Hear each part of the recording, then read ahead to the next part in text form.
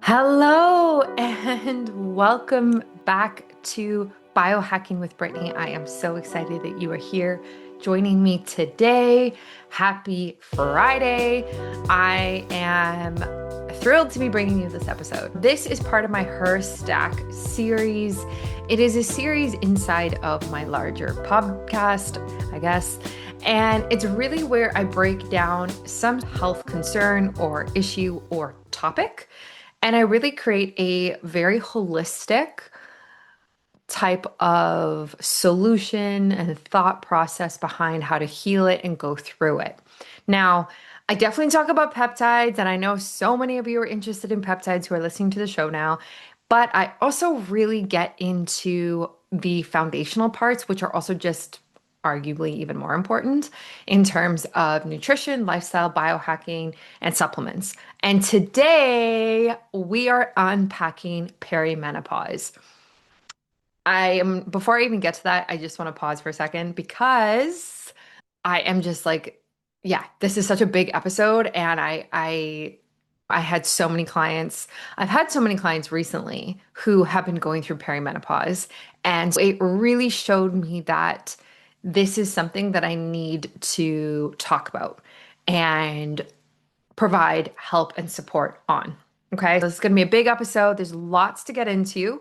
I am going to do a separate menopause, postmenopausal topic and podcast episode. So we are going to be talking about everything leading up to menopause and what that means for you. When you are postmenopausal, it is a different landscape and it requires a completely different framework, different recommendations. There's your whole body and your biology is actually different, and the recommendations are not the same. And I cannot fit perimenopause and menopause into one episode. Absolutely not. So there will be a menopausal episode. I don't know, it might come out after this one, it might come out in a few weeks, but please stay tuned for that. Now, before I get into this, a couple of little housekeeping things. One, yes, I am open for one-on-one clients and consultations for women mostly in the realm of peptides and women's longevity. So I have been doing this for quite a while. It just wasn't publicly announced as much. I didn't have a link anywhere. I didn't have a booking page, nothing like that. I was just doing it by email. And then it snowballed and it got more and more and more. And so now I have a full booking page you can go to. I will link it in the show notes and it's on my website. It's very easy to find. It's literally the button's called consults. And this is where I work with women. So what this looks like is essentially I get so many women who want to take peptides or have ordered some, but they just don't know what to do with them. They don't know where to start. They don't know how much to take. They don't know how to mix them. They don't know which ones to take for the health conditions and issues that they're actually specifically facing. And I help you do that. And what I do is I sit down with you for an hour. You do a full intake form. We go through everything, nutrition, lifestyle, biohacking, peptides. And afterwards, I would create a full protocol for you so that you know exactly what to do. You know how many peptides to take, which ones to take, how much, when, what to order, where to order from. I have all my sourcing for Canada, the US, and global sources. I provide everything that you need. I just sent an email out this week. I even provide in the States where to get your bacteriostatic water, your syringes, because now they have been pulled from Amazon in the States. And I have a supplier for that. That is a trusted friend of mine. And I give you everything that you need. And the amount of women who have booked, it's been a little crazy. And I'm very excited and happy about it because these women are smart and educated and are ready for the advanced tool that peptides are. And of course, in conjunction to the peptides, we do talk about nutrition and supplements, and I give you the full 360 holistic protocol because I cannot, it's inauthentic to me, and it's actually just not what I believe in as a woman and a business owner and a nutritionist and a longevity practitioner. It is not within me to just say, hey, pop this peptide and now you're good to go. Like you actually do need the foundational healthy habits before adding on peptides. And so that's what I teach and I provide all the information and give you as much resources and help as possible. So I will give that and I will link that down below. It is really easy. You can book a free 15-minute call with me. It's a discovery call. I do them a lot. So you're welcome to hop on a call with me and explain your specific conditions and issues that you're going through, whether it's energy is a huge one for women. Energy, perimenopause, menopause, bone and joint pain. It can be weight. There's a lot of weight plateaus that I work through with women now. And how do GLP-1s or retatrutide fit into that type of thing. I also do a lot of hormone balancing and women postpartum looking to feel good again and get their cycles back and regular and all these different things. And essentially, it could be anything, but it is with this focus of women's longevity. And that is the point. And yeah, if you're interested, you can sign up. I do it a lot and I'm happy to help you in the best way that I can. Okay. So let's dive into today's episode, perimenopause. If you're watching on YouTube or Spotify, you will see I have a beautiful flower on my desk today. This is a peony from my garden, and it makes me very happy. Peonies are one of my favorite flowers, and they only bloom for a very short time every single year, at least in Canada. And I am very much enjoying them being blooming and looking beautiful in my garden. And I was actually thinking I should do a full office setup, like explanation on my next podcast episode and tell you like all the biohacks I have in my office because I'm getting more and more better at making it as healthy as possible because I'm spending so much time in here these days. So if you're interested in like how to optimize your home office or even your at work office so that you can be healthier, let me know and maybe I'll do an episode on that. Okay. So perimenopause today we are going to go through what exactly perimenopause is, the hormones that are involved explained one by one, the labs that you should order, the role of HRT, which is hormone replacement therapy. I'm going to get into nutrition, lifestyle, biohacks, supplements, and peptides for perimenopause. I'm also going to get into fringe biohacks, things that you might have never heard of. We are going to talk about those as well because I'm trying to cover as many things as I can without overwhelm. I have decided to and I did this on my last episode, I have decided to limit the recommendations per pillar or per section because I don't want to throw 20 supplements at you because you're not going to order all 20 and you're just going to order none because you're going to feel overwhelmed. I picked my favorite 5, my top 5 for everything, and that's how we're going to go through all of this. So, perimenopause is this time where it is a 10-year span of time before we go through menopause. Oh, I guess I should say my disclaimer before I start. I am not going through perimenopause. That is the first disclaimer. I am not at that age where I have hit perimenopause. And I want to be so transparent and honest with every single woman listening to this that these are my recommendations, but I personally have not gone through it. So please just know that. Like, it's different from when I talk about fertility or pregnancy or postpartum where I've done that. Like, I can speak to it. This I can speak to from my educational experience and my experience on my clients, but I have not gone through perimenopause. So just know that. And obviously it's coming. And that's fine. I feel like I'm very well aware of it coming now because of all of the talk and education behind it. The other disclaimer, of course, is that this is for educational purposes only. This is not medical advice, and I have to say that. But yes, that is true. So, perimenopause is this time in our lives where we are in the years leading up to menopause. What I like about perimenopause right now is that it is really getting its spotlight on social media and out in the world, it feels like. It feels like more and more practitioners are talking about it. It feels like more women are aware of it. And this makes me really happy. It's become less taboo and more how do I optimize this time of my life? And what does this mean for me as a woman? And what does this mean for my family and my career? And I love that whole reframe that is currently happening in the media right now when it comes to perimenopause and menopause. So the average age of menopause is 51 in North America. 10 years before that puts us at 41, would arguably be the average age that a woman enters her decade of perimenopause. Now, and I explained this on a community call this week with my longevity female community, private community. Menopause has a very strong genetic component to it. So it is worth a conversation with your mother, asking her, hey, when did you go through menopause? What age was it roughly?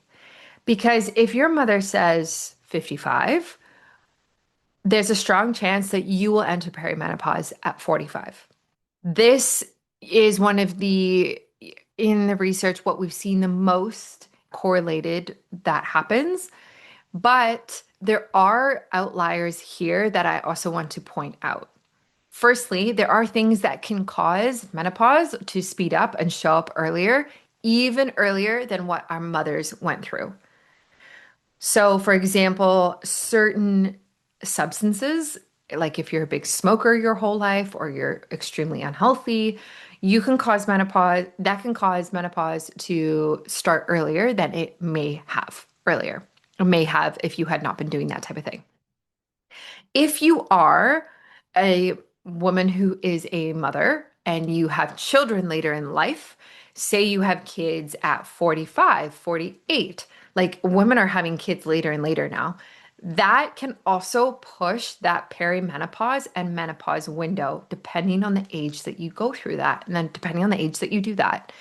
And if your mother had either of those, like either she had some condition that caused or had some lifestyle habit that caused menopause to come earlier, or she had kids much later in life and menopause was actually pushed later for her, let's say she went through menopause at 55, that doesn't necessarily mean that you will go through it at that age. There are exceptions to that rule, but there is this idea that, okay, when did my mother go through it? That's worth me knowing because that's likely what I'm going to go through it as well.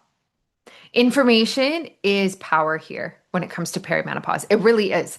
Like, it doesn't matter if you're listening to this and you're in your 30s and you are not in this decade of your life yet, because it's coming. And if you listen to this and you know, hey, this is what my future is going to be like, you have the opportunity right now to be as prepared as possible. And I'm going to talk about that. I'm going to talk about exactly how you can make that transition and make perimenopause easier on yourself. If you are in perimenopause, of course, a lot of these recommendations you can implement right now. Absolutely implement right now. Okay. Before we get to the recommendations, I want to talk about the hormones because I feel like there's a lot of misconception of the hormones. I feel like some women have a good understanding of them, and then some it might just be like very basic. And I think it's worth knowing what hormone does what and what are the symptoms associated with them. So we're going to really start with progesterone. This is the hormone that falls first. So this is your calm hormone. It is like when you look at your menstrual cycle, the first half of your menstrual cycle, it's low. And then after you ovulate, it is high and it increases. It is made in your body after you ovulate. It converts to allopregnanolone. Oh my gosh, pregnanolone. Sorry, hard to pronounce, which acts like a brake on the brain. It's actually the same system alcohol and anti-anxiety meds hit, but it's natural. So progesterone is the hormone that makes us feel safe. It helps us to sleep. It helps us to feel calmer. It reduces stress. It reduces anxiety. So that's why if you've ever noticed, like, and we can talk about cycle syncing and we can talk about how you feel so differently throughout your menstrual cycle. But the second half of your cycle, after that whole ovulation, And then, kind of when your period comes, but then it kind of tapers off again. You typically don't have that same get up and go energy, almost like masculine energy that you do in the first half of your cycle. You feel much more grounded, much more calmer. At least I do. I definitely feel this. And I actually sleep better in my second half of my menstrual cycle than I do in my first half. Okay. So in perimenopause, in this decade that we're talking about here, this is usually the first hormone to slip. Now, is anybody surprised? No. And why are we not surprised? Because if you look, and this is like such a long tangent, I'm not even going to really go down it. But if you look at society and you look at the amount that women do every single day, how much we carry, how much responsibility we have, the way that women have transformed the workforce, like transformed the workforce, right? Like women now have the majority of the purchasing power in the whole entire world. Yeah, that's just like, just think about that for a second, right? Like that's women are outnumbering men in universities. Women are outnumbering men in the work in different like higher up positions now. Mind you, we still have the whole pay gap, etc. But we have a lot of responsibilities. A lot of us have families or aging parents we're taking care of, etc., right? So if we think about the load that the average woman carries and how, if she doesn't have the right tools in place and support system in place, how that could be stressful for her and overwhelming, it makes sense that the one hormone that helps keep her calmer and grounded is the first one to slip. And I do want to actually add to this, which I'm still thinking about and I haven't fully made conclusions about yet. I just saw a study that said no, I heard it on a podcast. The average woman hits her peak career at a minimum of age 42. So that's interesting because perimenopause typically starts around 40, 41. Now, I don't know what that means. Does that mean you peak at the beginning of perimenopause and then it begins to come down, your career comes down, or is it at a minimum of 42 and it keeps going up? Because the word peak means like it goes up and then it comes back down, right? So I just find that very interesting that women in their 40s, at least the women that I know in their 40s, are, yeah, very successful, are doing a lot, and are kind of running on full steam ahead every single day, fight or flight. And it doesn't surprise me that careers peak at that point, or we hit our highest point, or maybe make the most money we've ever made in that decade, in that time. But it does bring the question of like what happens afterwards. And that's something I'm going to dig further into. So, what this feels like for you is anxiety that doesn't go away. 3 a.m. waking up in the morning. Hello, that was me this morning. Okay. I woke up at 3 a.m. and it was not great. So, 3 a.m. waking up in the morning.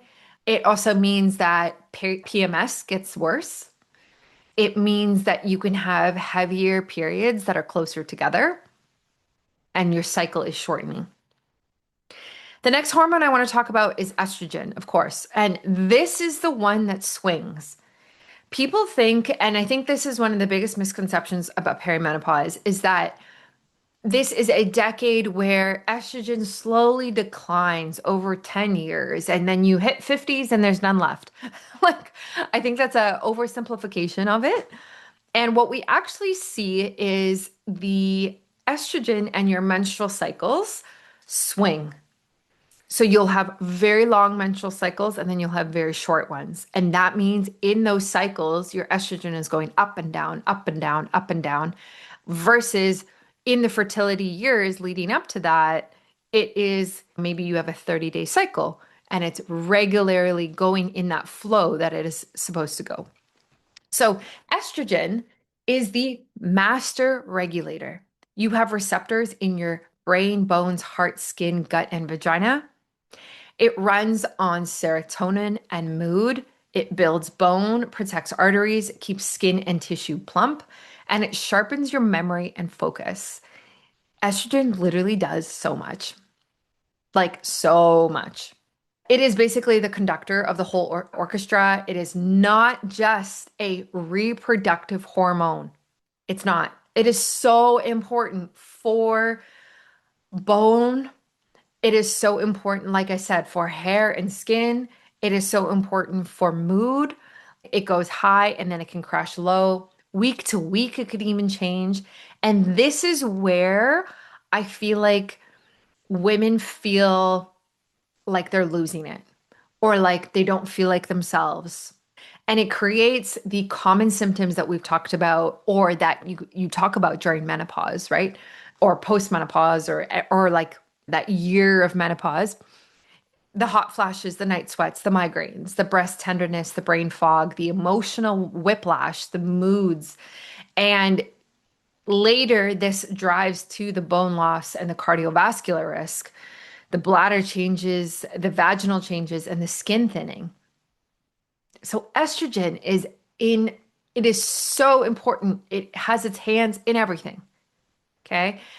The next one I want to talk about is testosterone. Now, obviously, everyone thinks of this as the male hormone. Women have less of it in our bodies, absolutely, but it's still very important. It helps with drive, motivation, libido, muscle, confidence, and it does have a role in bone strength. It's made by your ovaries and your adrenals, and women need it. This is your get up and go. This is like what helps you get out of bed, what helps you get into the gym, what helps you get work done. This is your spark.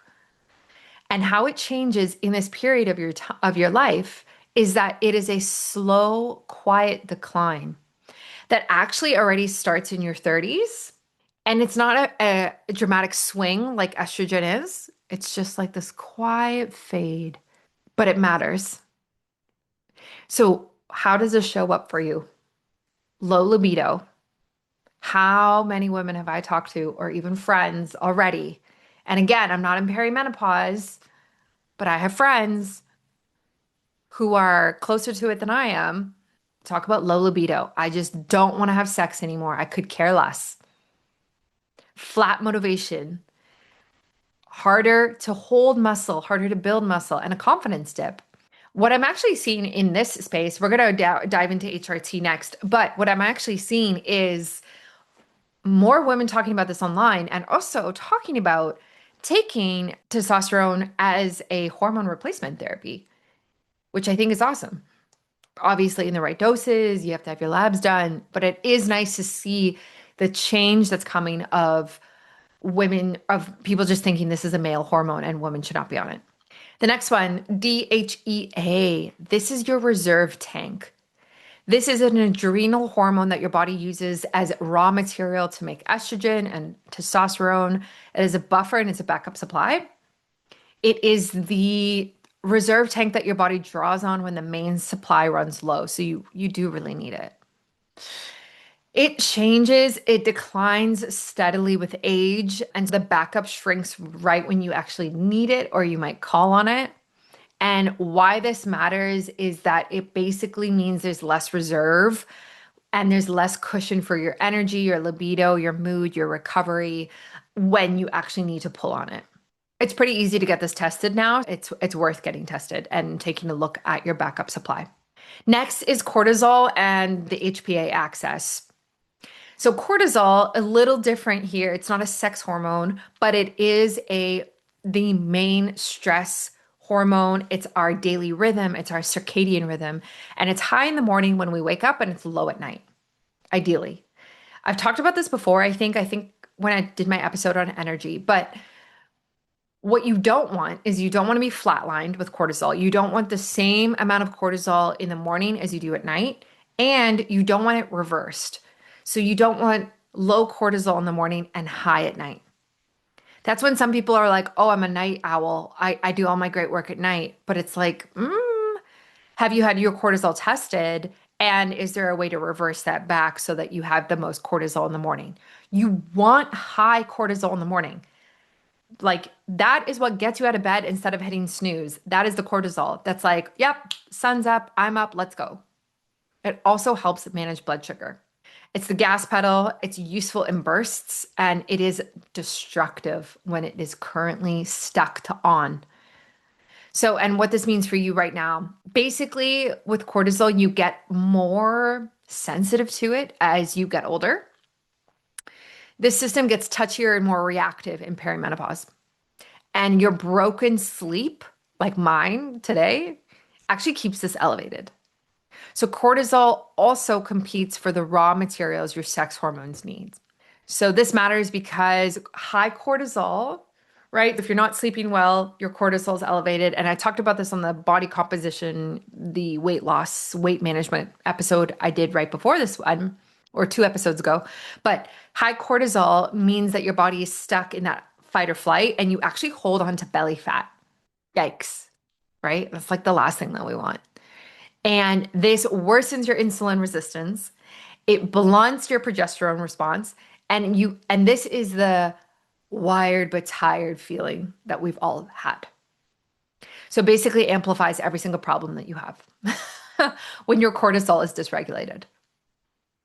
Thyroid. So thyroid is very important. And I get a lot of questions about thyroid, actually, very specifically about the thyroid. Now, this is the speed dial for your whole metabolism. T4, there's different hormones with thyroid, right? So T4 is the storage form. T3 is the active worker. And TSH is just the brain signal to the gland. So every single one does something different. The thyroid sets how fast or slow your body runs, and it shifts often in perimenopause. So autoimmune thyroid issues become more prevalent and common actually in perimenopause because of this shift.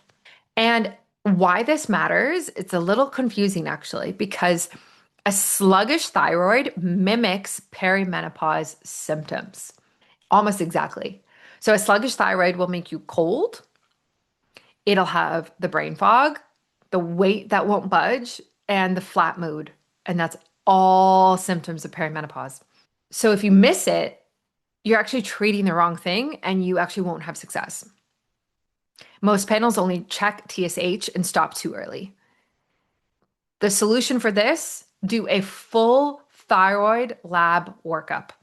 I'm going to get to labs in a second, okay? I'll talk more about that. So insulin, we have to talk about insulin.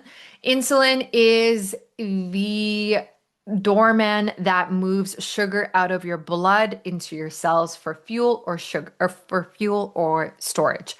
So you eat something, it spikes your blood sugar, the sugar's in your blood. Now what? Do you use it for fuel? Are you going for a walk? Are you going to exercise? Are you about to step into a meeting and your brain needs that fuel? Or are you not doing any of those things and you store it as fat? Insulin decides whether you burn it or store it, right? Like insulin decides whether you take that sugar that you just ingested or keeps it or you keep it for later. Now, as estrogen gets erratic in this perimenopausal window, your cells stop listening to insulin as well. So you become more insulin resistant, and that is not a good thing. So let me explain that again. So estrogen gets erratic, right? Like we talked about, it goes up and down, up and down, up and down. You might have short cycles, longer cycles throughout the span of 10 years. And the cells in your body stop listening to the insulin. That guy who's like the doorman analogy of saying, hey, what are we going to do with the sugar? Are we going to use it for fuel or are we going to use it for storage? The doorman says, oh, let's actually use it for fuel, but your cells stop listening. That means you are becoming resistant to that insulin.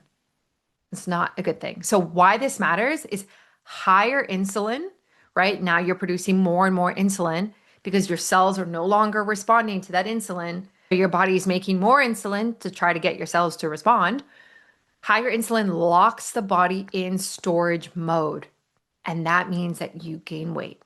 Your fat accumulates specifically around the middle of your body, and it feeds the energy crashes. This is why the metabolism that worked for you at 20 years old suddenly no longer does, is because of this loop of estrogen to insulin to fat storage that changes in perimenopause. I had a client this week. She said to me, and I've heard this so many times. She said to me, I'm doing everything I used to do. I'm eating how I've always ate. I am exercising. I even got a personal trainer. Why is like I can't even lose 1 pound? Like nothing is working for me. I don't understand. I'm doing everything right. And I told her, and I was like, you are in this perimenopausal window. Your hormones are drastically changing right now. What worked for you at 25 is not going to work for you at 45 or 48 or 50 or 55. We have to change the approach. The approach has to consider hormones. It has to. Otherwise, it will not be effective. You cannot, even with peptides, you cannot throw peptides at a woman who is in her perimenopausal years and expect to have outrageous benefits without looking at hormones. We have to look at your hormones. We have to get a full picture of what is going on. The last one, just to briefly mention, is FSH. Now, this is the pituitary hormone that tells the ovaries to mature an egg. And this changes over time, right? Because we stop having our menstrual cycle. So it rises as the ovaries get less responsive. And a high FSH is an early flag, but it bounces. And do not hang everything off of this one reading. Like, say you get your blood work done and you have a high FSH level, it does not mean you're going through perimenopause. There's multiple factors into whether you're going through it or not. It's a useful confirmation signal, but it is not the whole story. Perimenopause is not a slow fade, it is a hormonal storm. And you do not treat a storm the way you treat a steady decline. You need a multifactorial, systemic, holistic 360 approach. Okay, now let's talk about labs because I've mentioned these hormones. And I want you, if you're in this perimenopausal window, I want you to seriously consider getting your labs tested. And the brands that I like are Function Health, which is in the US. I have not had Function Health done. I'm in Canada. They are not in Canada yet. I would 100%, 100,000% be doing this if I lived in the States. It is one of the most robust at home or in-person lab tests I've ever seen. They test so many biomarkers, like so many. You will be able to do everything I just talked about and 100 more. And then what you do is, like, say you were to book a consultation with me, you say, oh, Brittany, here are my labs. And I'm like, oh, great. And I can actually have an extremely detailed view of everything that is going on in your body. Plus, you have it. You now have that valuable information that you can take to any provider and that you can refer back to in the future. So please get your labs done. Like, I can't stress it enough. I just think it's so, so important. And if you, especially if you're in the States, and majority of my listeners are in the States, you guys have some of the best lab testing available. So Function Health is great. They have clinics, I think over 2,000 clinics that you can go in and do it in person, or they will send somebody to your house and you can do it that way. You can also look at 100 Health. Now, 100 does way less biomarkers. It is like about 100 biomarkers, and the cost is cheaper. You can do it like that. If I were you and you're listening to this and you're in perimenopause, I would do Function because I think you need the full hormonal panel that looks at every single hormone that we're talking about. If you're in Canada, my recommendations are Cyfox, which sometimes has testing in Canada. I think they have a few right now. They kind of come and go. Or Nia Health, like NIA. I have not tested with them, but they look like a great Canadian company. I'm trying to get tested with them. And that's kind of like the two that I know of right now. There's also Felix Health, but I haven't used them either. So look into it.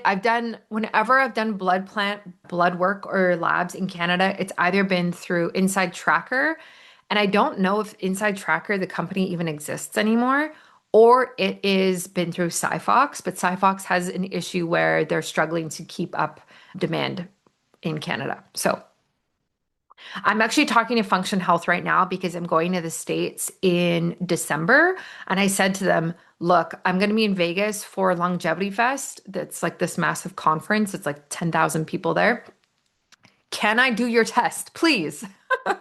When I'm in the States, please. I will go to a clinic. I just need to start getting tested with you. And guys, for all my Canadians, you will be the first to know once Function Health comes to Canada. I will 100% work with them, get you links, do what I can. I'm even trying to partner with them in the States right now. So, anyway, that is what I would do. Now, when you are looking at labs, say you have a phenomenal doctor who, or you're in other places around the world, Australia, UK, wherever you guys are, and say you have somebody who is willing to get you tested and really take a look at your labs and get you everything that you actually want, which is very hard to find in Canada. And if you have a doctor like that, hold on tight because I struggled to find them. So you're going to want to ask for everything that I talked about, FSH and LH. So remember, at rising FSH is an early sign, but it does bounce a little bit. So it's not the end all be all. You want estradiol tested, knowing that it swings though. Definitely progesterone. And you want to actually get tested in the luteal phase, right? So remember that we have our four phases of the menstrual cycle. We can even narrow it down to two for this discussion. Before ovulation is your follicular phase, where you have high estrogen and low progesterone. And then you ovulate, which is when an egg is released, and that's when you can get pregnant. And if you don't get pregnant, then the egg then becomes your period 2 weeks later-ish, right? And then your progesterone is high in the second half of your cycle and your estrogen is low, the luteal phase. So you want to test your progesterone levels in the luteal phase when they're supposed to be high, obviously. If you test it in the first half of your cycle, it's going to come back low, as it should, right? Like it should be very low. So please test after you ovulate, about 7 days after ovulation if you are still cycling. That is the recommendation. Total and free testosterone, testosterone, my gosh, plus SHBG, which is sex hormone binding globulin. And this is the protein that binds to testosterone. So it tells you how much is actually free to work. DHEAS, this is your reserve tank. And by the way, guys, if you're listening to this and you're like driving or on a walk, I will put all this in the show notes and on my website. So don't worry about like writing this down or memorizing everything that I'm saying, because this episode has so many details in it that it will all be there. DHEAS, you want to do a full thyroid workup. Even if you don't have any thyroid symptoms, they're often missed. And you might as well get it tested and you might as well have a baseline if your thyroid is very healthy, right? So TSH, free T3, PO antibodies. Get a full picture of your thyroid, not just the brain's signal, which is the TSH. Fasting, insulin, glucose, and super important. I love looking at my HbA1c. This is the percentage of your insulin over the last 90 days or so. The lower, the better. Ideally, you want it under 5%. The lowest mine has ever been has been 4.8, I think. You want to catch insulin resistance early. Then you have ferritin and CBC. A heavy perimenopausal bleeding tanks iron very quickly. This also relates to your energy. And then vitamin D, of course, especially related to mood. And if you live in a climate where you don't get a lot of sunshine, I would definitely check this. You can look at AMH, which is your ovarian reserve, which people have mixed reviews about, but it is helpful to look at and understand. And I would, what else would I do? I would do all your inflammation biomarkers as well. And you could do a full omega panel, omega 3, 6, 9, even C15. There's so many things that you can do, but I would seriously start with these ones. Take a look at your hormones. Now, HRT.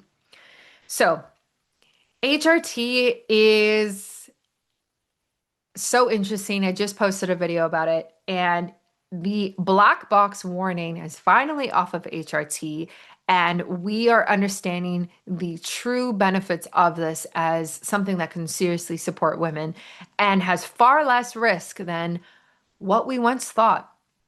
So, hormone therapy is the most studied, most effective tool for the hormonal piece of perimenopause, full stop. Like peptides will not do what hormone replacement therapy will do. Okay. Now, if you do both of them, that makes sense. And that's what I would do. And I'm going to talk about that in a little bit, but that's what I would do.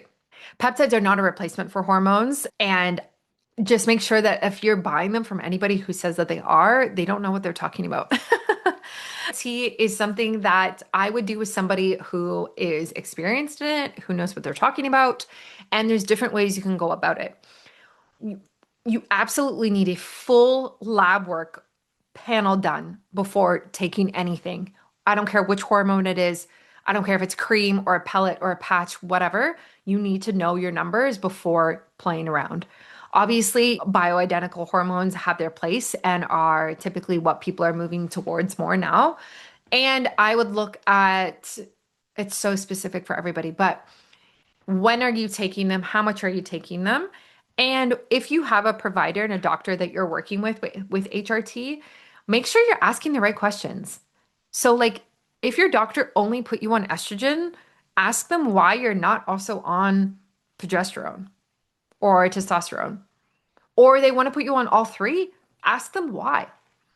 Like, get very clear on why you're on the HRT that you're on. If you're listening to this and you're like, oh man, I don't think I can do HRT. I've heard things like, what about cancer? You have to know that all of that was based off of one 2002 study where the average age of women in that study was 63. So she actually wasn't in her perimenopausal years, or she wasn't even in her menopausal years. She was a decade older, more than a decade older than when she went through menopause. That study has been debunked many, many times. And the benefits to risk ratio strongly is strongly in favor of HRT versus any of the potential risks. What the evidence shows is that the earlier you start HRT, the better. So if you are in your 40s and you start, you have less risk of any of the concerns of HRT than a woman who starts them in her 60s, 70s, or so forth. So, and there is research to back that up. So if I were you and say you are in this perimenopausal decade, I would seriously go on like I almost think almost anybody would benefit. Maybe not anybody, but most women would benefit from going on HRT now because of the benefits that come and the lower risk to benefit ratio. Okay, let's get into recommendations. Now that we've like pulled it all apart, we've pulled apart the hormones, we have an understanding of what's going on, what labs to get tested. Let's talk about solutions, finally. Okay, we have to start about nutrition. We have to talk about nutrition. This is fundamental. Now, every single episode I do talks about nutrition. I am a nutritionist. Like, if you're not eating right, you are doing it wrong. Like, you have to look at nutrition. In perimenopause, nutrition stops being about weight and becomes about defending muscle, bone, and blood sugar while your hormones swing. So, first of all, recommendation number one is protein. I think you guys, if you listen to my show, you would know that I was going to say that. 1 gram of protein per ideal body weight. And as estrogen falls, you lose muscle faster and it actually is harder to build it back. So, if you are in your time, decades, years before you hit perimenopause, it's actually super important for you to build muscle right now when you have estrogen working in your favor. because that means that when you hit perimenopause, you're actually starting with a higher amount of muscle than you would have otherwise. So that when that decline comes due to the lack of estrogen, you have more in your tank, you have more reserve. So if you're in your 30s right now, please, like, you should be, your number one goal should be, how do I put on more muscle? Like, actually, though, because again, then you have more muscle for the rest of your life that you obviously have to maintain, but you have a higher amount and it protects your bone, it protects your hormones, it protects you from falling, it provides independence. I could go on and on about muscle. You need protein to fuel that muscle. You need protein for muscle synthesis. The protein floor, that like terminology you might hear, is talking about starting the morning with a lot of protein, ideally 40 grams. And that can look like eggs, a protein shake, adding protein to your coffee, even meat, other types of meat that you can add in there is a really easy way to do it. I typically do eggs, sourdough, homemade sourdough, and 3 scoops of protein powder added to my coffee with milk. And that's like my high protein that I have in the morning. Next up is we want to eat for our blood sugar. So vegetables, protein, and fat before carbs. So no naked carbs on an empty stomach. What does that actually mean? That means that instead of eating an apple or a banana by itself, or a piece of bread or a cupcake or something like that, you're adding fat to it or protein to it to balance it out and balance out that blood sugar spike that can come from that. It also balances out your energy so you don't crash at 2 p.m. But it is better to have the vegetables and the protein before the carbs. Now, I know that's not always possible depending on the meals that we make, but insulin sensitivity is dropping, right? And your meal order actually does matter and does work here. Fiber, we want to increase fiber 30 grams or more per day, and you can do this with cruciferous vegetables. This also helps to feed the gut bacteria that clears used estrogen, which matters most when estrogen swings high and we have those symptoms of high estrogen. The fourth one is stop chronic fasting and restriction. Intermittent fasting is amazing for postmenopausal women, not for perimenopause. It is too stressful on the body. In a cycling woman, meaning you have your menstrual cycle, under eating spikes cortisol, and this drops progesterone further and burns muscle. And we want that muscle. Muscle is like the number one longevity organ. We want it.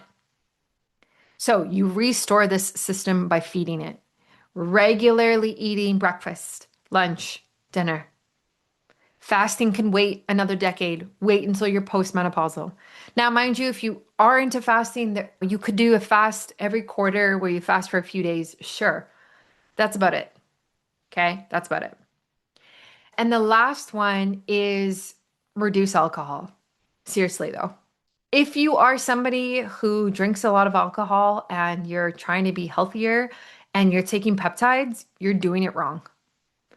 And I know, oh my God, I hear everything when I talk about this. It's like, oh, it's just 1 glass of wine and you got to live a little. And like it takes the edge off and it's Friday and it's a wedding and it's this and that and blah, blah, blah. Whatever excuses people need. At the end of the day, alcohol is poisonous to the body.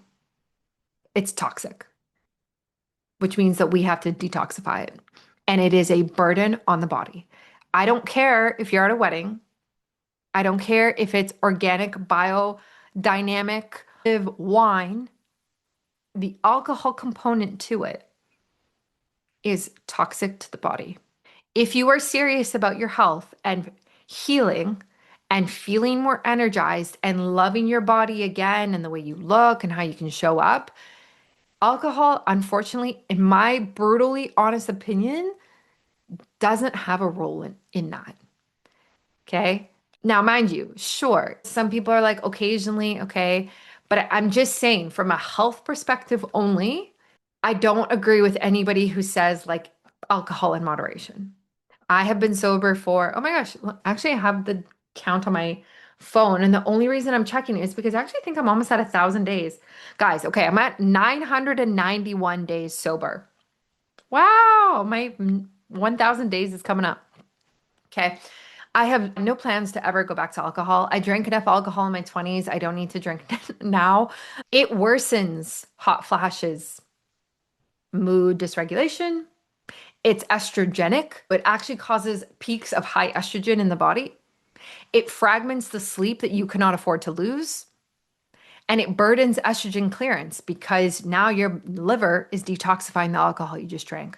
So again, I'm fine to have the unpopular opinion. I'm fine to like it's fine. I don't care. I do not see a role of alcohol in true health optimization.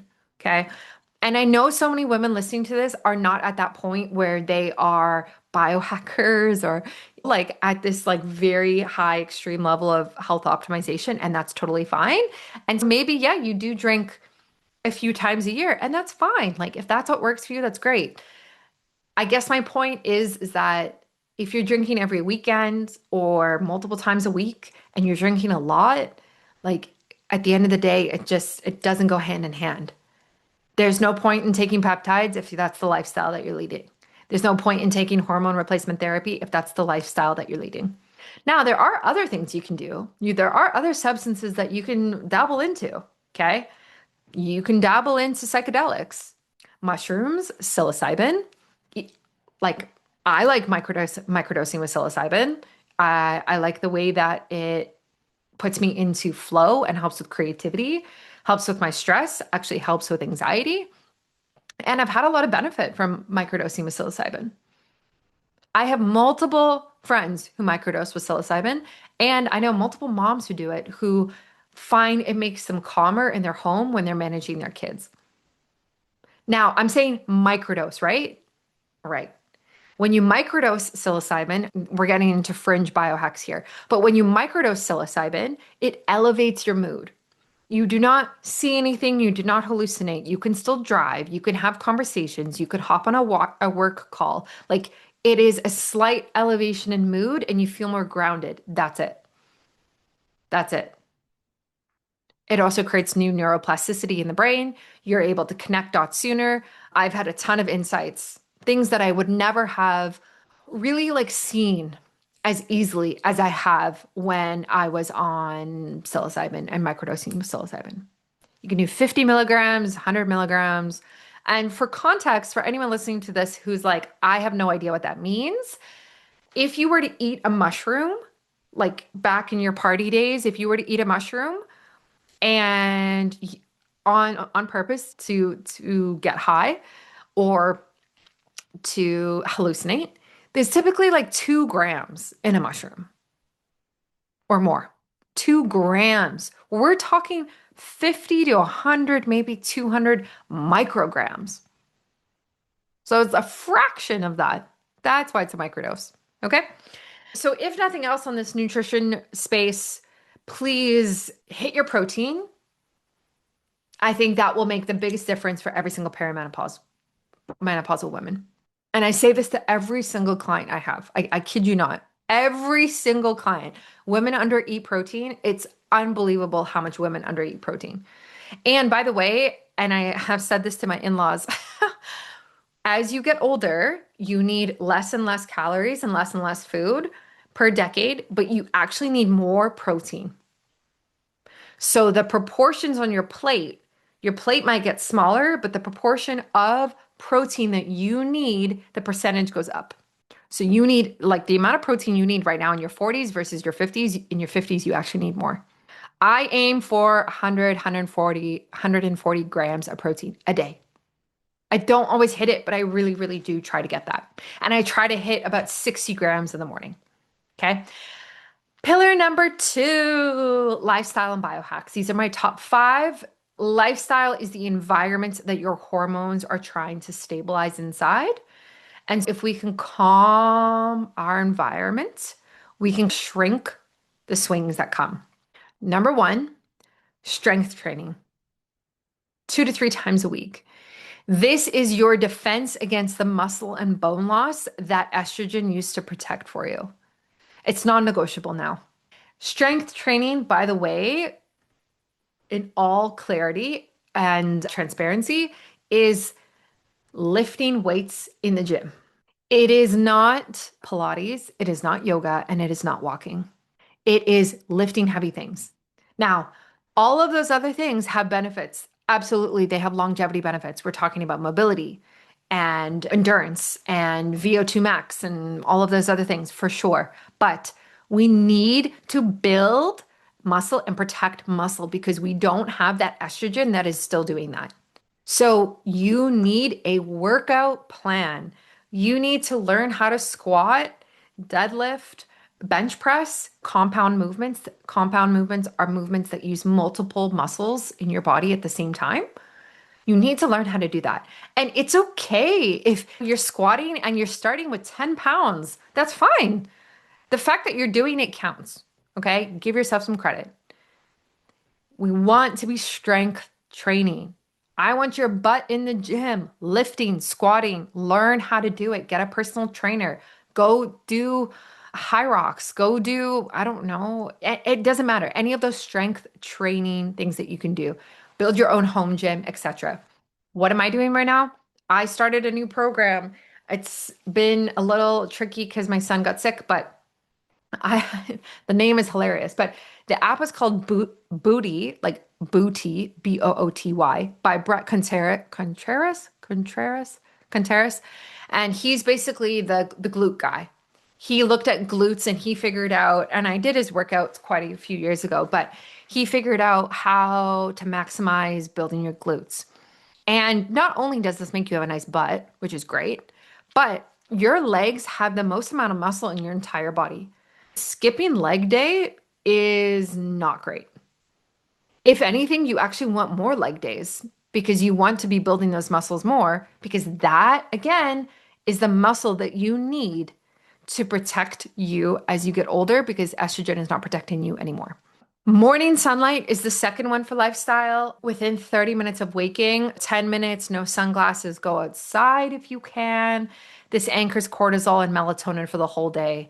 And this is the lever on the 3 a.m. wake up. What I do is, it's the longest days of the year right now. So I just open my curtains right away, everything up, light, bright.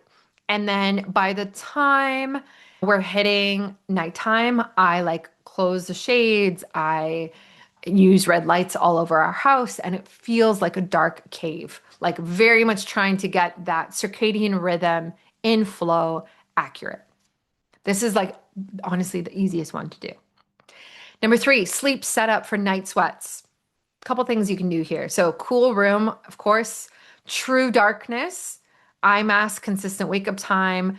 What you could do as well is you could get the sleeping pad. I have the 8 sleep, and you could set it to a cooler temperature so it brings your body temperature down. But really, really thinking about what does my sleep environment look like? Are there a lot of bright lights? Are there screens in my bedroom? Can I get rid of them? Can I turn them off? Am I reading before bed? Am I calming down before bed? Am I working out at 6 p.m. because that's the only time that I have time and then I'm energized until 11? That doesn't work anymore. We want our workouts to be earlier in the day so that our energy declines by the time we go to sleep. The fourth one is the daily nervous system down regulation. And this is so important. Even 5 minutes, 5 minutes. Okay. High cortisol tells the body to deprioritize the sex hormones you are already short on. The amount of times I've had calls this week with women who have said like, "Oh my gosh, I just want more energy. Like my goal is more energy. I need more energy. What peptides can I take for more energy or supplements?" And I say to them, "What else is going on?" And then it comes out and they say, "Oh, I always feel like I'm in survival mode, or I'm in fight or flight mode, or I can never like chill or calm down or not do anything." And I say to them, I'm like, listen, I am going to help you have more energy. Okay. But we need to regulate your nervous system first. Why would we add in some random, not random, like specific advanced peptide to increase your energy when your energy is already sporadic and you're living up in fight or flight mode? First, we need to bring you down. You need to feel grounded and calm and confident and reassured that everything is safe and okay. Lessen the stress, lessen the anxiety. And then we can talk about, all right, let me feel more energized. How do I have more energy to do the things that I want? From a place of happiness, from a place of joy for life, rather than go, go, go, go, go, stress. So, regulating that nervous system in perimenopause is pivotal. Honestly, it's pivotal anytime in your life. But high cortisol tells the body to deprioritize the sex hormones that you are already short on. So, what I do for this, lots of things, and I can actually show you on camera a little bit, although I don't have any of them with me right now, but I do activations on my phone, which are like manifestations. I do breath work, I do journaling, I listen to sound bath music on Spotify while I work. I have crystals in my office. I have, what else do I have? I have essential oils. I have, what is that called? Essence? Essence? Yeah, essence. I do a lot of things. I go outside. I turn my phone off at night. I I do a lot of things. I don't have notifications on my phone. I don't have Instagram notifications or email notifications or anything. The only thing that comes through is like messages and WhatsApp because I could never live in a world where my Instagram notifications are turned on. With 57,000 followers, could you imagine? No. No. And even with emails, and that's just not if you have a big following. Like I have friends who have notifications turned on for all social media and emails, and I just don't understand how they ever are able to unplug and take a step back. That's crazy to me. Like I how are you supposed to be present with your family or with yourself if you're being like pinged all the time about somebody else's priorities?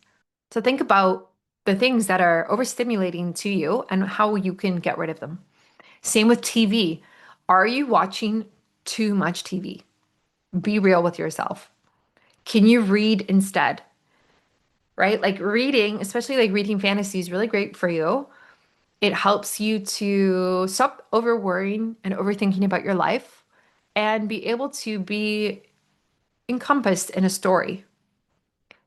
And yes, TV does that same thing, but well, it depends on the type of TV you're watching. But it also is screens. It's very stimulating visually. You're watching blue light, all of the EMF that's coming from the screen. And I really encourage you to look at reading. I'm reading Fourth Wing right now, and I love it. And Fourth Wing is about dragons. Okay. It's about a love story and dragons and war. But it's amazing. And it's one of my favorite parts of my day is like going to bed in my red room with my husband, and he's reading and I'm reading and my kid is sleeping, and I'm just like in my pajamas, skincare on, quiet house, cold room, and it's like peace. And it's my freaking favorite. My phone is turned off. It's the best. So figure out what works for you, but do not disregard your nervous system. It's important. It's very important. Okay, and the last one is sauna. If you can get a sauna, if you can get a sauna in your house, buy one. If you can go to a local sauna, seriously, seriously think about this 2 to 3 times a week. Cardiovascular and recovery is what it really helps with here. And some women find it eases hot flashes over time, which you would think would be counterintuitive, but that's what the research has shown. You could do cold in the morning as well, and you could skip it late in the cycle if it ends up impacting your sleep. I love saunas. I talk about it all the time. I have a sauna. It helps you be in the parasympathetic mode. And so you're able to relax And I read in the sauna, right? Like I read in the sauna and I'll do like a face mask and a hair mask and like I'm just in there getting it all out. It's quiet. And there's no data in there, right? Like there's no phone service. So I'm able to escape almost and just have this peace by myself. So I love the sauna for that. Out of these five, if you don't do any of them, if you do nothing else, lift heavy. I would say they're all so important. Like it's really hard to say which one's the most important, but nothing else in your day protects your muscle and bone like you lifting weights. Find a program that you like, find a YouTuber, whatever workout thing that you want to do, do it. And if you join my community, I actually have a workout plan in there that's geared towards longevity for women. But there's so much free stuff as well online that you could also do. Perimenopause feels unmanageable not because of one missing supplement, right? But because the muscle, the light, the sleep, and the stress load all shifted all at once. And no one told you to actually change the inputs and how you're managing it, except for me, which I'm now doing. Okay, pillar number three is supplements. So I really had to narrow this down. I didn't want to give you 12 supplements to go in order right now, and I'm giving you my top five. Supplements fill the gaps that food cannot. And I'm very much a believer of supplementation. I don't think we can get everything from our food today as we once could. Keep it to the few with the best evidence here. And I would be cautious about herbs because there's mixed evidence. If you have success with herbs and herbal supplements, continue. But I'm not going to be including any herbs in this one specifically. Oh, wait, no, yes, I am. It's the last one. I'm looking at it right now. But my top four are not herbal supplements. So the first one is magnesium, 300 to 400 milligrams at night, magnesium glycinate. This helps with sleep, mood, nervous system, and most women are depleted. Actually, most people are depleted in magnesium. Magnesium is involved in over 600 processes in the body, including so many hormonal cascades. It actually also is really important for a lot of peptides. So, yes, magnesium. If you're not taking magnesium, order one right now. The one that I like is by Bioptimizers. It has seven different types of magnesium in it. I take it at night. You can use my discount code biohacking Brittany. It usually stacks on top of any other discounts that they're doing. Order magnesium. I think they ship worldwide. This is the magnesium I have been taking for 3 years. My whole family's on it. It's the only one I really recommend. Next would be vitamin D3 with K2. Now, if you get your vitamin D3 levels tested, which I really recommend you do, you will be able to assess how much vitamin D you need to be taking. It's really important for bone and immune support as the bone loss starts to accelerate as you get older. D3 is often paired with vitamin K2 because it helps with absorption. Both vitamin D3 and vitamin K2 are fat soluble vitamins, meaning that when you take them, they are absorbed into your body and they're absorbed into fat and they actually accumulate in your body. B vitamins are, for example, water-based vitamins, which means that you take what you need and you pee out the rest. They do not get stored for the most part in the body.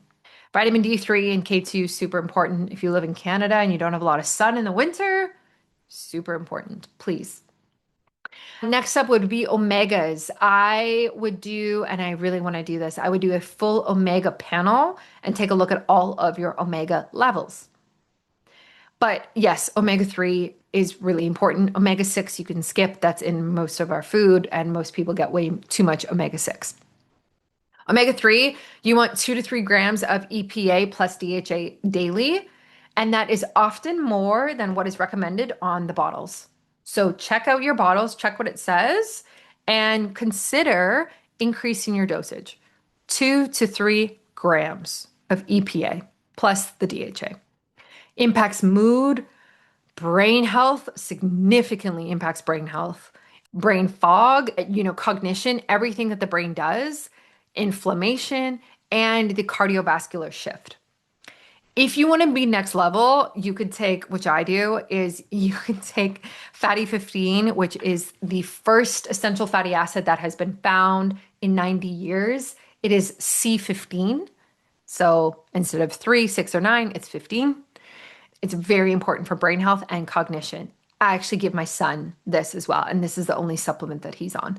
They have gummies that they came out with for kids that don't have any garbage in them. And yeah, that's what I take and recommend as well. Creatine, this is one that I talked about the other day, but creatine is so important, 5 grams daily. This is the most researched supplement in the world, actually more than protein powder. And it has significant data supporting it for muscle, bone, and cognition in women. And women undertake it because creatine is seen as like a bro supplement. And oh, it's going to make me bulky. But no, it's not. It's really, really not.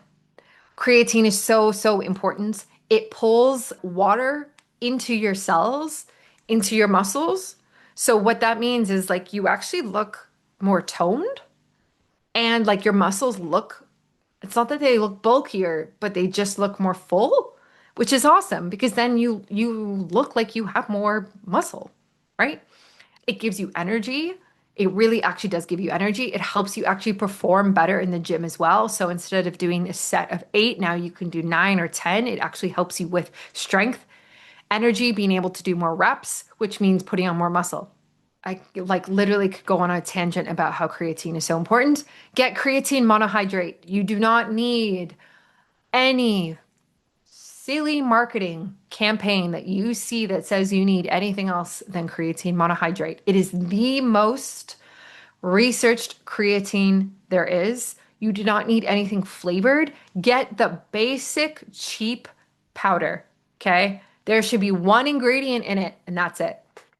The one that I use is by a company called Naked, and it's literally called Naked Creatine. They ship everywhere. I'll try see if I have a discount code, but that is the one that I like the most. Herbs, again, I am going to list some herbal recommendations here, but just know that these are not fully researched and they have some evidence behind them. So hot flashes, it goes more by symptoms, obviously, than just perimenopause in total. Hot flashes and night sweats. So hot flashes and night sweats, you could do black cohosh short term.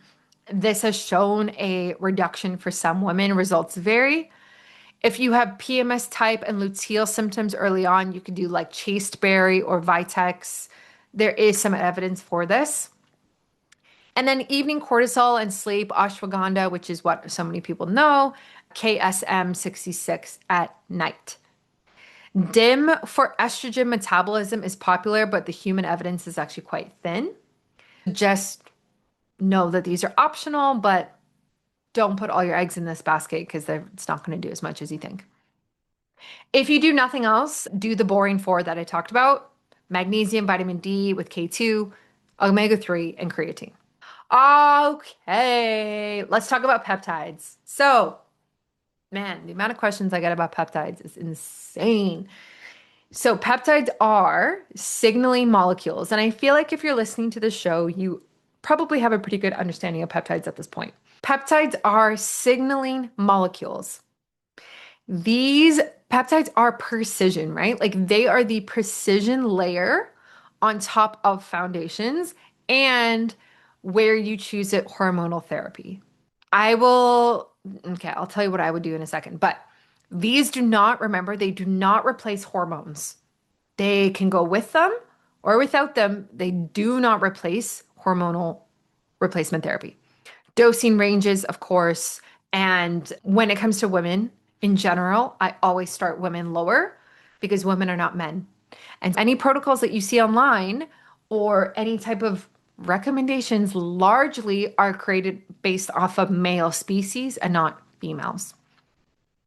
So the foundational stack, this is where I want you to start. Now, again, everything's going to be in my show notes. And again, this is literally how I work with clients. So if you're overwhelmed, you can just get a free call with me and I will work with you.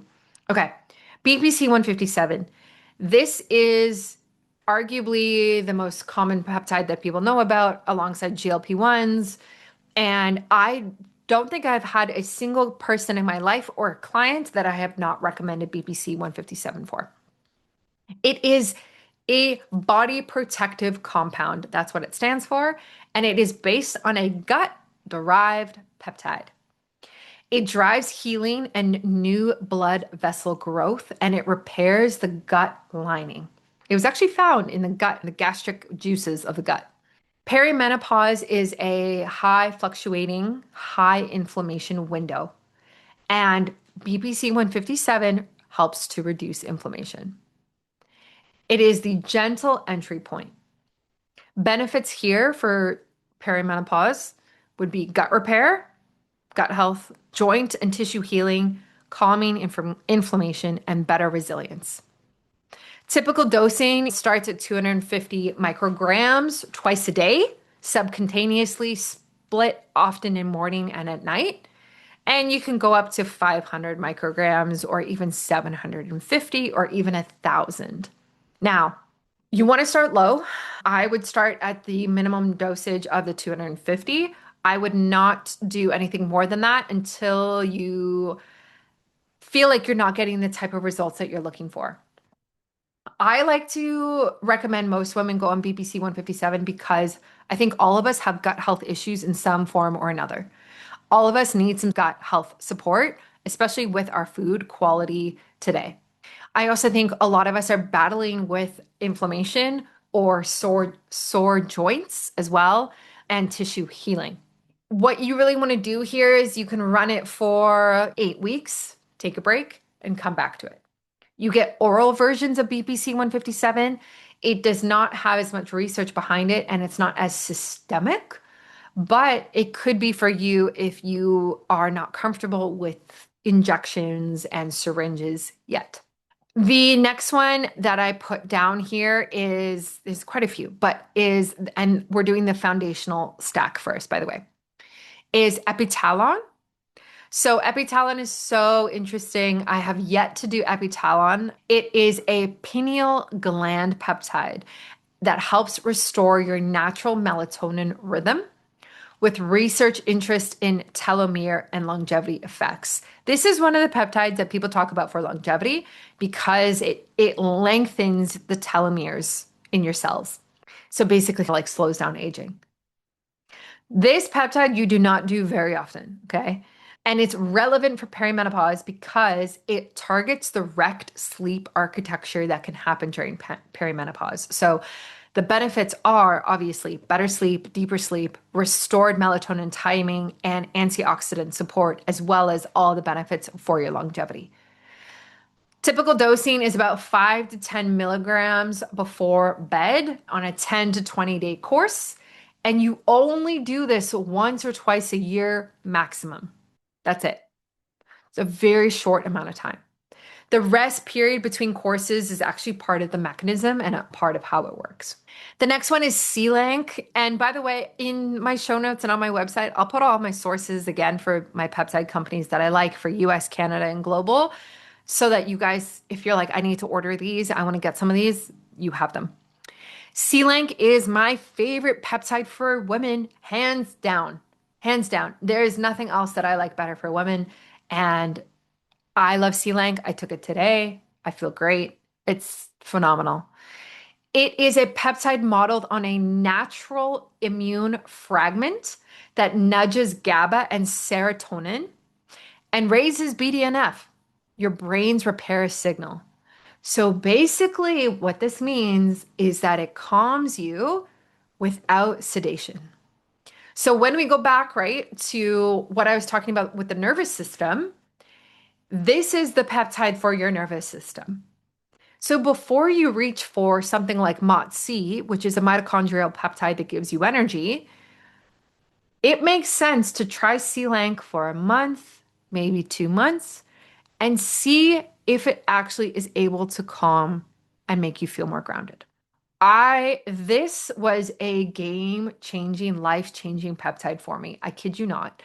Postpartum, and I've talked about this, I went through postpartum anxiety and stress. Every mother goes through stress and anxiety, but I had intrusive thoughts and I didn't actually realize how bad it was until I went on C-Lank.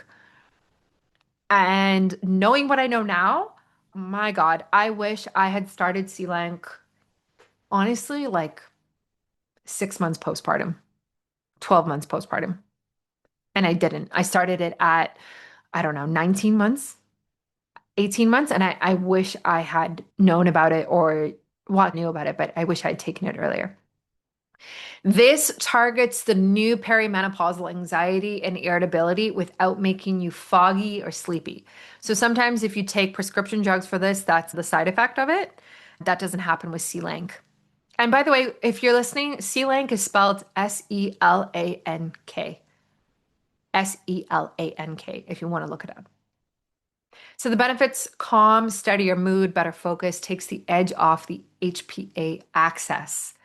It is incredible. I kid you not. I think every single woman should be on C-Lank. I think you should have it in your fridge and pull on it when you need it. I think every parent should be on it. Yeah, it's and then the thing I like about C-Lank is that you actually notice a difference within a week. Some of these peptides, and I've used many at this point, some of them, like a great example is actually epitalon, right? Like you take it for 10 days, you might notice a little bit of a difference in your sleep, but it works over time. C-Lank, because it is working on our stress and anxiety, you actually can notice a difference within the first week of taking it. And I love that.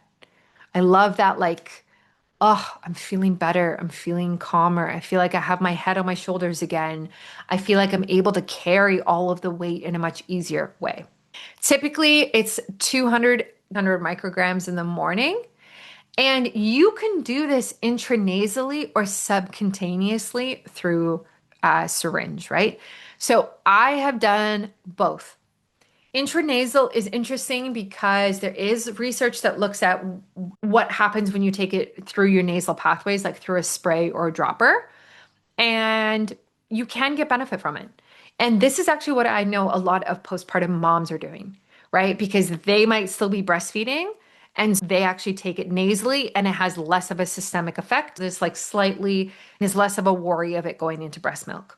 I've done episodes on postpartum and breastfeeding. If that's you, my recommendation always for breastfeeding is you need to make the best decision for yourself. There is no clinical evidence or data or anything that talks about what peptides do for breastfeeding, and there likely never will be. So you need to make the decision for your body and your baby yourself. If you are a mother who is going through anxiety and stress and overwhelm, I would, like I said, looking back on my own journey, I would have taken this. And with future pregnancies that I have, not pregnancies, postpartum, I will take it for sure.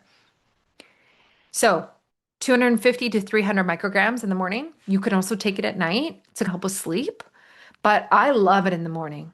Like it's it's actually amazing. Like if you take C-Lank and you take like you have your coffee and you have that like energy going, and then you have C-Lank, it's like you're unstoppable. I'm not even kidding. I feel like I am like the spokeswoman for C-Lank. Like it changed my life. And I'm just like, every woman, please take it. Yeah, it just made me feel so much better. And I know there's people out there who have not, especially men who've not noticed a difference with it. But every woman I've ever spoken to who's taken it has said, "Yup, I felt better taking it." So I have taken more than this 300 micrograms. I've actually doubled that. I've taken and felt great, but I would not do that frequently. Like I would be very careful with doing that. Okay. Subcutaneously, obviously. And it's one of, I think it is the most underrated peptide on the market today. And it's my favorite. Okay. Next up, the advanced layer. Now we're going to go a little deeper here into peptides for y'all, because I know I sound so Southern. I know you guys love these peptides. So CJC with CJC 1295 with ipamorelin. Now, this is a two-part growth hormone helper. CJC tells the pituitary gland to release growth hormone, whereas ipamorelin, these are two different peptides, ipamorelin mimics ghrelin to add a clean pulse, together a bigger natural growth hormone release without flooding the system. So let's back up a step here. Growth hormone is something that is a hormone that is involved in a lot. It is involved in creating and maintaining muscle, weight management, energy, so many different things in the body. As you get older, it declines, and it actually starts declining in late 20s, early 30s, actually before perimenopause. Growth hormone pulses. It is not something that is like cortisol peaks in the morning, goes down at night. It's not like that. It actually pulses throughout the day, and it pulses more frequently and more at night. So your growth hormone is the highest at night. And this makes sense, right? Like just think about it for a second. At night while we're sleeping, we are in deep recovery. We are healing our bodies from your workout, from your stressful day, from everything that you've been doing.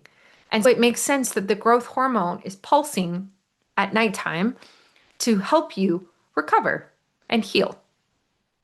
So a lot of these peptides that touch this growth hormone axis and cascade, you actually take at night because it makes sense, because that's when you can impact it the most. Now, what we want to do is we don't want to take a bunch of CJC 1295 that has we want to take the no DAC version. Essentially what this means, and you'll see it when you buy peptides, and if you have questions and we're getting into the weeds too much, just send me a message or email me and I'll help you. But essentially what this means is that you are mimicking the growth hormone pulse instead of taking a peptide and forcing growth hormone to be high all the time, because that can have its own side effects and we don't want that. We want to mimic the body's natural processes.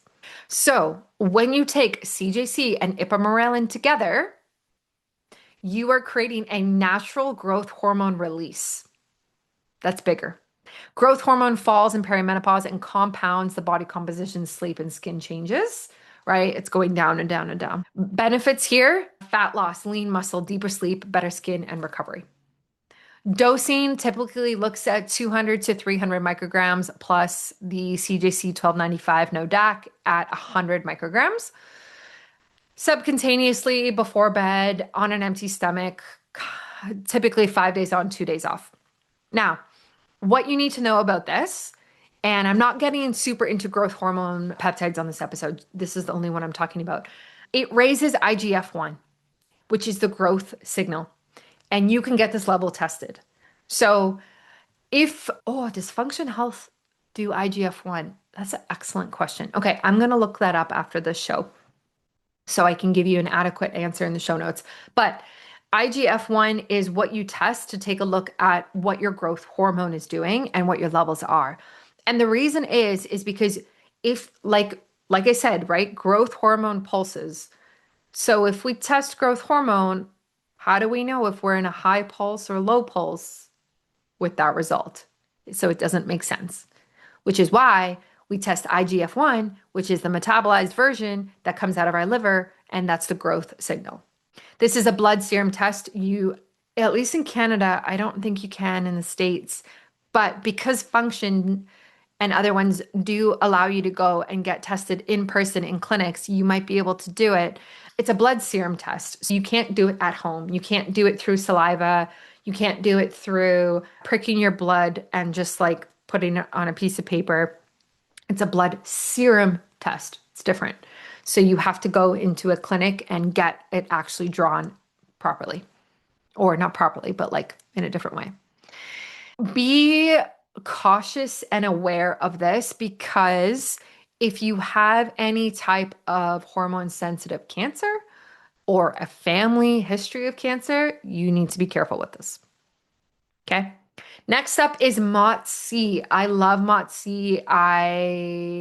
Felt so much energy on MOTS-c. So this is a peptide that your mitochondria actually already make.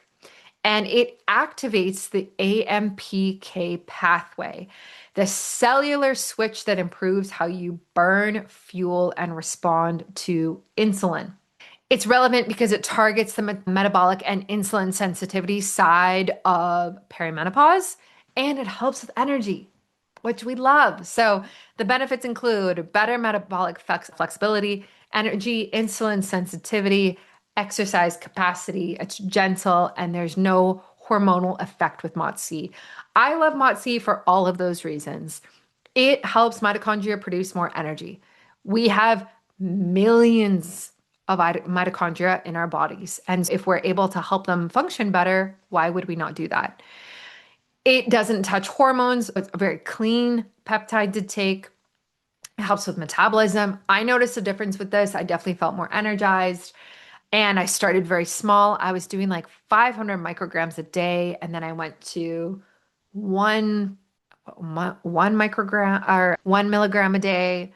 And then 2 milligrams every few days. And then 5 milligrams every few days, 2 or 3 times a week, subcutaneously in mornings. Just know that with MOTS-C, you can have a reaction when you are injecting it and when you are taking it subcutaneously. If this happens to you, it's likely a histamine response, and you can take a antihistamine. You can dilute the peptide further. You can take it when it's warm instead of cold out of the fridge. And there's a couple of other things that you can do, like slowly injecting it to reduce this reaction. Okay, next peptide is PT141. Now, I'm trying to hit all of, you can see how complicated perimenopause is by how many different peptides you can actually recommend, right? Because perimenopause is not just like this picture that's the same for everybody, for every single woman. It's different. And women's symptoms are different with it. So you can't just like slap on 3 peptides and call it a day, because it's so different for every single woman. And that's why it makes sense to work with somebody, because personalized health is really the solution here. So PT141, this acts on I can't even say this word, melanocortin receptors in the brain. And so it drives desire sensually rather than acting on blood flow like a lot of pills do that help to increase libido. So why this is relevant, this is for women whose primary complaint is low libido. PT141 is great for that. It increases desire, increases arousal. So start low, around 0.25 to 1 milligram subcutaneously a few hours before intimacy, and titrate up. It can cause nausea and flushing. Just be careful of that. This is one of those peptides that like you wouldn't take daily, but you could take like before date night type of vibe, or you're going away with your partner for the weekend, or your spouse or your husband, whatever, and you bring it with you and you both take it for the weekend. Like it's that type of peptide. It's not something that you take all the time. Absolutely not. The next one is DHEA. This is delta sleep inducing peptide. This one is the sleep peptide. It's a peptide that helps regulate the onset and depth of sleep and may buffer the stress response. Why is it relevant? So it helps with stubborn sleep that epitalon, what I mentioned earlier, and lifestyle doesn't actually fix. And the benefits include easier sleep onset, deeper sleep, lower stress load, and the evidence is modest on this one. I have taken this and I have felt I was doing every other day, and I was doing, I think, 100 micrograms before bed, and I think it did help. It didn't fully fix my sleep issues. Like sometimes I wake up in the middle of the night and I can't go back to bed. It didn't fully fix that, but it definitely helped me stay asleep longer, and I should honestly probably go back on it. So if sleep is a big concern for you, you definitely want to be taking this peptide. So I would do epitalon, right? Like, which helps with the melatonin circadian rhythm, and I would do DHEA as well. Epitalon, again, is only 10 to 20 days, once or twice a year. DHEA, you can do, I think it's like 2 to 3 months, take a break, come back to it, which is like typically what we see with peptides. The next one and the last one is KISS. So this is basically how this works is it signals to the brain to release GnRH, which drives the whole downstream hormonal cascade. This is the body's upstream on switch for the reproductive axis. So this is relevant because it helps with supporting hormonal signaling and libido, and it also helps with fertility as well. So benefits are really this hormonal balancing here and libido. But to be honest, there is more benefit that we see for cycling women for this specifically right now than what we see in perimenopause. However, like it could be both, right? Like you could be in perimenopause and you want to have a kid and you have your menstrual cycle. And this peptide could actually be for you if you're looking for something that's going to help to trigger ovulation so that you can get pregnant. This is what I would recommend and look into in research. It's evolving. We're learning a lot about this. And yeah, I hope that makes sense. Women dose differently than men for all of these peptides, right? We really want to start small and titrate up and increase. And that is because of the CNS sensitivity and the absorption differences that we have. So start slow, give it time, add one variable at a time as well, because you really don't want to, and I see this a lot, is oh, I got all these peptides. I ordered like 8 different ones. Okay, I'm just going to take them all. And it's like, it doesn't make sense to do that because how do you know what's working and what's not working? And how do you know if you have a reaction or a negative side effect? How do you know which one's causing it? My recommendation is to sequence them, start with maybe 2 or 3, see what the benefits are, see how your body reacts, and then you can always add in more. Okay, so a couple of fringe things that I wanted to add in here. Other labs that you can do is, I'm just gonna have some water. Other labs that you can do are like would be the Dutch test. So this, I think they ship worldwide. I have done this, and it is dried urine hormones. It maps not just your levels, but how you metabolize estrogen, which detox pathway you favor, the protective one or the riskier one, ties straight to this swinging idea of our hormones. And there is some evidence that shows this is really great. The one thing with the Dutch test, I will say, is that when you get your results, it's pretty overwhelming. Like what they send you is very hard to understand and it's very technical. And so if you have any questions with your Dutch test, let me know and I can help you. You can also do a genetics test, and I have done this as well. And you can take a look at 2 genes that are important here. First one is the COMT, and the second one is the MTHFR. Now, COMT is the gene for how fast you clear estrogen and adrenaline. And MTHFR is for methylation. So this explains the women who feel every single hormonal shift harder, maybe than somebody else. The best thing about genetic tests is you do it once and you've done it for life. I've had mine done, my son, my husband, like my parents, everybody. Because as we go through different things in different phases of life, I can just pull up the results on my computer and be like, oh, how does my son clear estrogen? Oh, okay. This means this for him as he's going through puberty or whatnot. Okay. Other fringe biohacks would be red light therapy.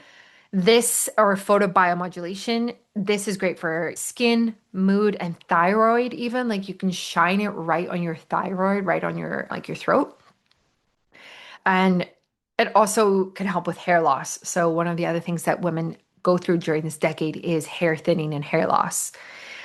You can look at intravaginal red light.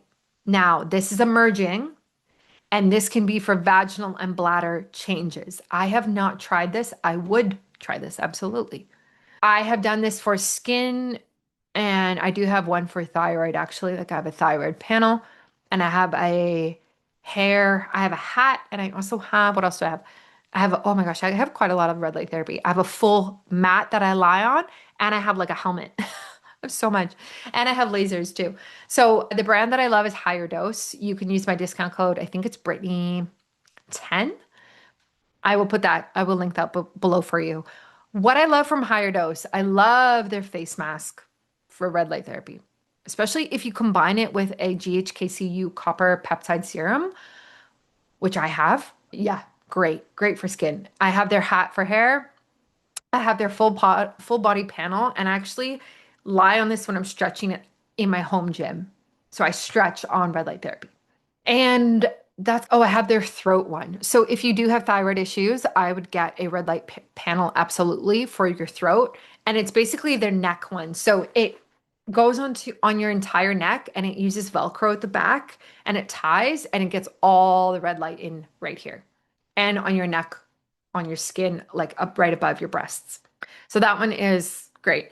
For lasers, you can do Kineon. I love lasers. This basically, what this means is that the light is going much deeper into the tissue. This is great for scars and it's great for sore joints and muscles and injury recovery. The Kineon device is the best red light laser device on the market. My discount code biohacking Brittany stacks on all of their discounts as well, and you will be able to save. And I strongly recommend you have it. I use this on my C-section scar, and I use this as well to recover from birth. Next up, we have PEMF, which is pulsed electromagnetic field. I'm literally sitting on mine right now. You can see it if you're watching the video. This is from Higher Dose, and this is great for earthing, for sleep depth, and for cortisol. Big fan base with this. There are some studies, and it's a recovery tool. Other things you could look at would be CGMs. So I have not tried this. I know it's more popular in the States. It's easier to get in the States than it is in Canada. But this is a continuous glucose monitor. So this is a 2-week sensor. It's like you put it right in your arm and it shows you in real time how your meals are affecting your blood sugar, which is so cool. I would love to do this. This is the fastest way to find your insulin driver. And there's a lot of solid evidence that supports this and helps behavior change for this. I would love to do this. Like the company that I like in the States that does this is called Levels. I have not done it myself, but very cool. Just make sure you don't get neurotic about it and like obsess over your data. Other ones that you could look at would be methylene blue. Methylene blue is a very biohacker supplement. You could low dose it and you could try it. It is a mitochondrial and cognitive enhancer at small doses.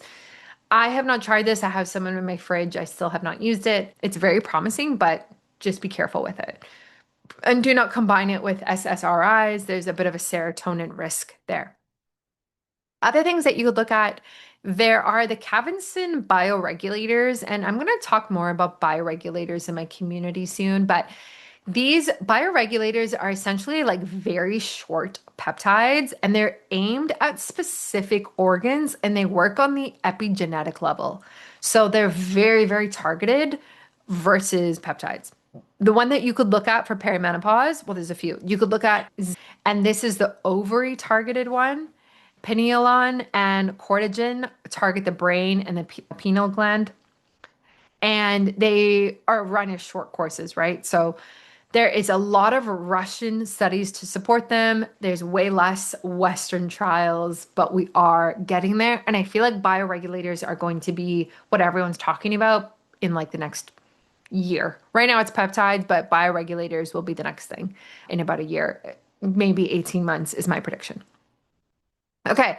I'm just trying to think about what else I could talk about here, but man, I've like given you guys so much that I want to tell you where to start. So if you're listening to this and you're like, okay, I'm going through perimenopause. I love what Brittany said. I understand, but I'm feeling overwhelmed. If I were you, now it depends on the symptoms and the severity of everything, right? Like, and every woman is so different and depends what you have access to. I would get your labs done, some form or another, through a doctor, an at-home test. I would just start to get some data on yourself so that you can see where your hormonal levels are, and do not skip the luteal progesterone draw. That's really important. Okay. When I work with women, we do a full protocol together and I always recommend labs, and then they go do their labs and we do a follow-up and I review their labs for them. Absolutely. Yeah. And women just email me their labs and I just email them like my full response of this is what I see is green flag, red flag. This is what I'd work on. And let's retest in 6 months. Absolutely. Number one, pull your labs. Okay. In some form or another, whatever you have access to, just start to get that data. Next, easy is to increase your protein. Increase your protein. Start thinking about how you're working out and incorporating strength training, morning light. Start living more in rhythm with nature. Then I would add in the core supplements. So this is like week 2-ish, okay? Those core supplements we talked about. Week 3 to 4, this is when I would start to get into peptides. If you haven't already, I think most people are who are listening to this episode. Get into peptides, order your stack, or talk to me. I can help you with what to get, how much to do, and start with taking a couple or a few peptides that you're interested in. Don't start with a stack of 6, please. Don't start with a stack of 12. Start small and add more as you go. After a couple months, you can look at something like hormone replacement therapy. Once you have all that data on your hormones and you can see, oh, my estrogen is low, or oh, my progesterone is not what it should be, or my testosterone, what could that look like? That is when I would add in the hormone therapy.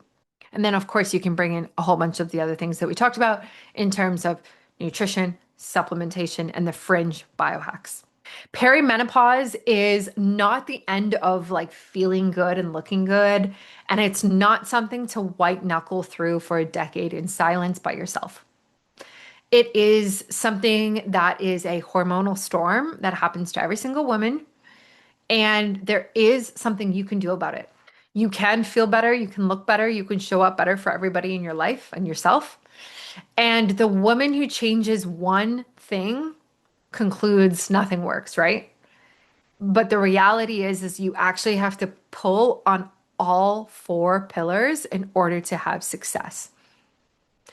You have to modify your nutrition, your lifestyle, bring in the biohacks that you love, add in core supplementation, and add in peptides and potentially hormone therapy and run your labs, right? Like that's the key to success. It's not easy, it's not cheap, and it's not fast, but it is successful.